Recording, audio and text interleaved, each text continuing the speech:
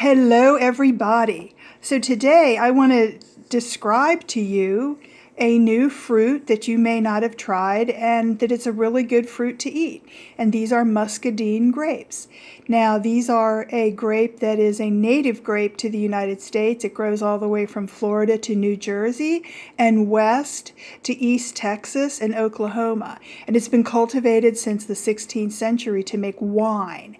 Now these grapes are red, dark purple, and the juice that comes out is red, so obviously this is a red wine.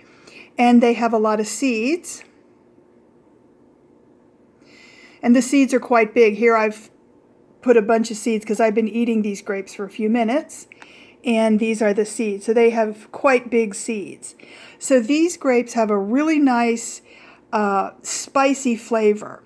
And they're really good. The skin on these grapes is kind of thick for a grape, but I eat it anyway. A lot of people do not do that. They just take the grape and they just suck the middle out, and then they spit out the seeds, and they spit out the skin.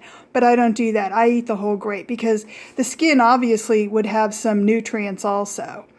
So I think this is a good addition to your fruit selection. It's a really tasty grape. It's different, you know, it's really good.